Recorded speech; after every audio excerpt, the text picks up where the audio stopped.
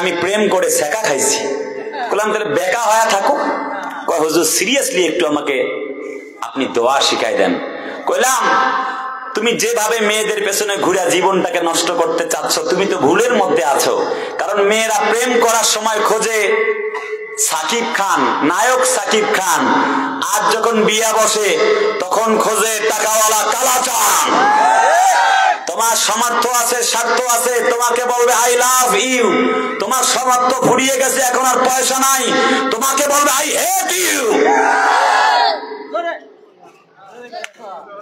তুমি ওদের পেছনে ঘুরতেছো, মাসুদ এখনো ভালো হয়ে যাও। কথা বলে না, ঠিক কিনা? ওই ফ্যাশনওয়ালা বোরকাওয়ালিদের পেছনে ঘুরছো, ও তো এক ফ্যাশনওয়ালা বোরকাওয়ালি 4-5টা ছেলেকে তার নাকের ডগার ভেতরে ঘুরাই লইয়া বেড়ায়গা।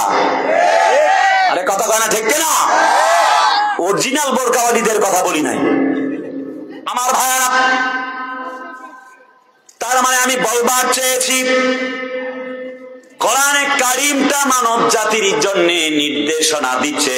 1 নম্বর, মুসলমানদেরকে সঠিক পথের দিশা দিবে আল্লাহ পাকের। পরে বলেন 2 নম্বর, কোরআন বলে ওয়ানুনাজ্জিলু মিনাল কুরআনি মা হুয়া শিফাউন ওয়া রাহমাতুল লিল মুমিনিন ওয়া লা ইয়াজিদুয যালিমিনা ইল্লা খাসারা।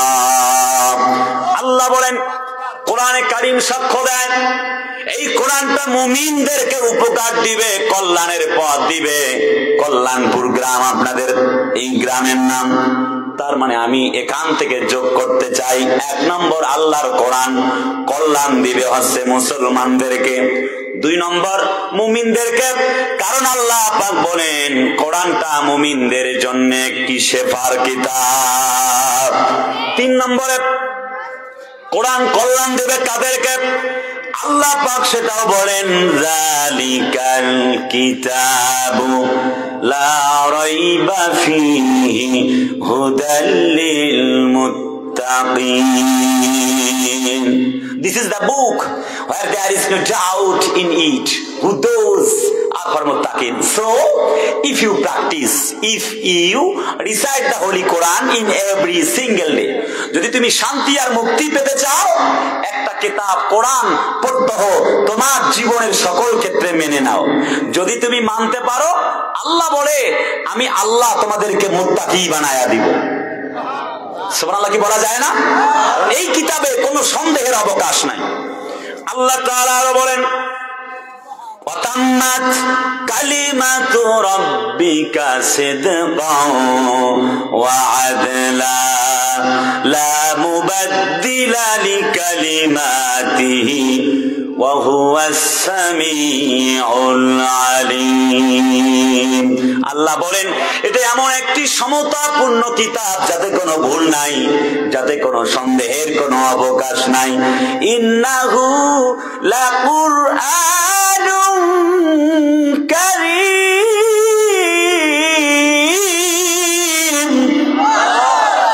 ফি কিতাবিম মাকনুন।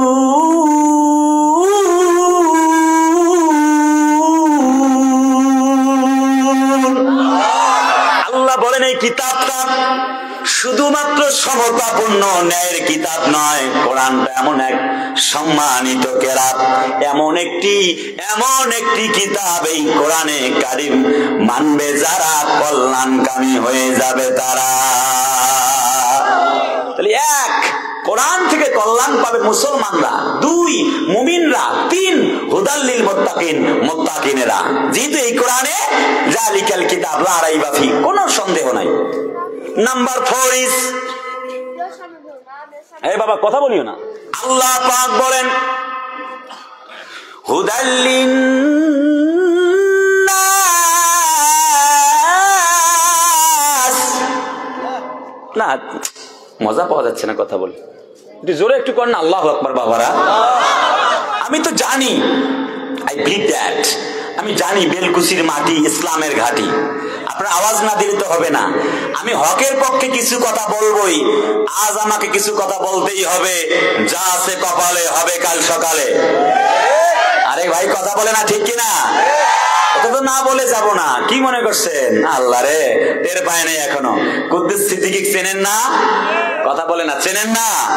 আমি খুব বড় বক্তা নয়, তবে বিগত 17 বছরে হাসিনা খালা আমার কণ্ঠকে দমাতে পারে নাই। আরে ভাই কথা বলে না, ঠিক কিনা? ধরে নিয়ে গেছে জেলে, ছাইড়া দিয়েছে, আবার যখনই মুক্তি পেয়েছে এসেই কোরআনের কথা, হক কথা ব্যর্থহীন ভাষায় বলেছি। আমি বলি হাসিনা খালা নয়, তার চেয়ে বড় জালেম যদি তৈরি হয়ে যায়, আল্লাহর কসম এই কণ্ঠগুলিকে রোধ করা যাবে না।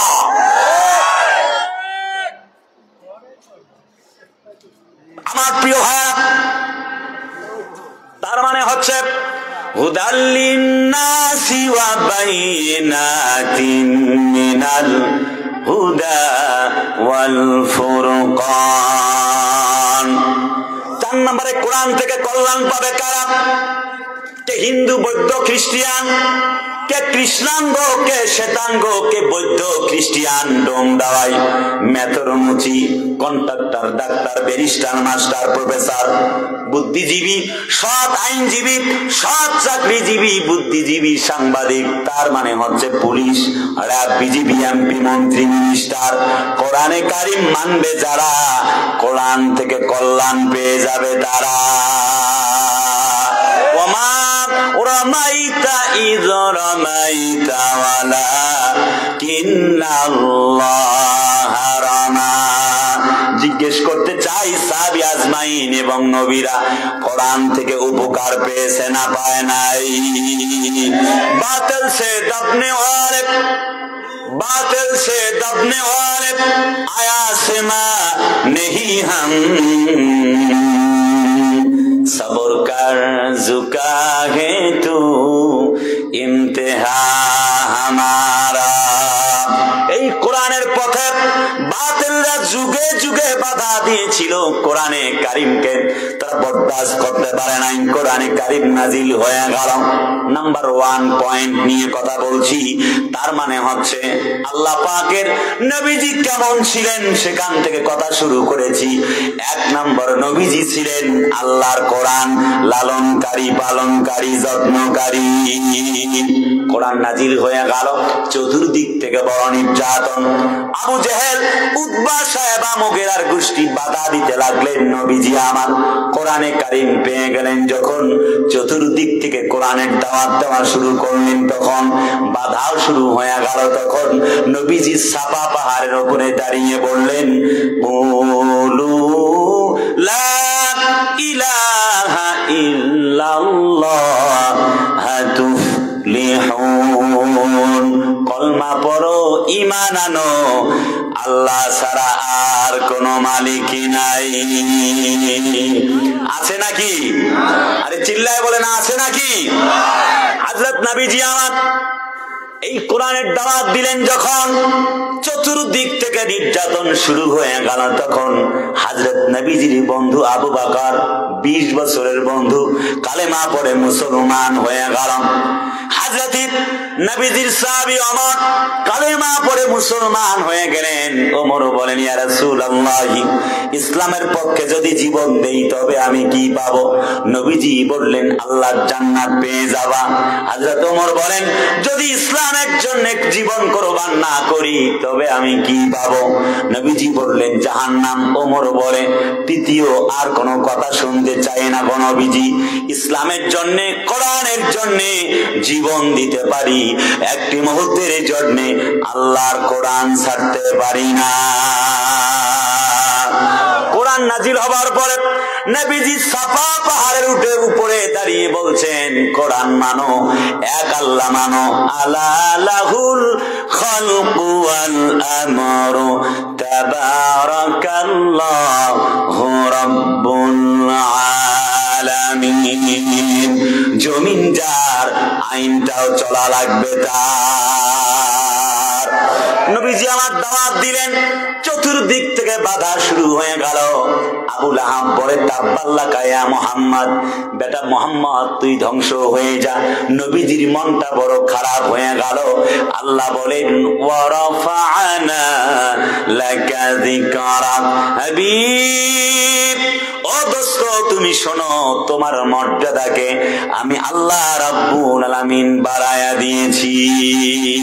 কাফেরের গোষ্ঠী তোমার বিরুদ্ধে লেগে গেল, একটুকু তুমি টেনশন করো না, একটুকু চিন্তিত হয় না। নবীজিকে সান্ত্বনা দেবার জন্য আল্লাহ তাআলা আয়াতে কারিমা নাজিল করে দিলেন, নবীজি একটুকু তুমি ধৈর্য হারা হয় না, একটুকু টেনশন করো না। Don't be sad, don't be afraid, you will be victorious. নবীজি তুমি মন খারাপ করবার কোনো দরকার নাই। চতুর্দিক থেকে প্যান্ডামিক সিচুয়েশন চলে, এমন পরিস্থিতিতে আমি আল্লাহ তোমাকে বিজয় দিয়া দিব। আজকের পৃথিবীতে আমরা লক্ষ্য করতেই পাচ্ছি 17টি বছর আলেম ওলামারা নির্যাতনের শিকার হচ্ছে। আরে ভাই কথা বলে না ঠিক কিনা? নবীজি আমার যখন কোরআন নাজিল হয়ে গেল 610 খ্রিস্টাব্দে, তখন থেকে 630 খ্রিস্টাব্দে ভিক্টোরি অফ মক্কা, মক্কার মাটিতে যখন বিজয় হয়ে গেল, 20টি বছর কলিজার টুকরা নবীজি নির্যাতন সহ্য করেছেন, জেল জুলুম হুলিয়া মামলা, অতঃপর আল্লাহ রাব্বুল আমিন বিজয় দিয়া দিয়েছিলেন। ইন্না ফাতাহনা লাকা ফাতহাম মুবিনা, জোরে বলুন আল্লাহু আকবার। 20টি বছর পরে মুসলমানদের জয় হয়ে গেল। ঠিক আমার যেন কেমন মনে হচ্ছে 17টি বছর পর্যন্ত আমার খালা শেখ হাসিনা আলেমদেরকে, নির্ভীক ইসলামের সৈনিকদেরকে নির্যাতন নিপীড়ন চালিয়েছে। এখন যেন আল্লাহর নবীজিকে আল্লাহ পাক কোরআন শরীফে জানিয়ে দিয়েছেন, যেই দল পার্টির লোকেরা বেশি নির্যাতিত হয়ে যায় তাদেরকে আমি আল্লাহ তাআলা ক্ষমতার মসনদে বসায় দেই।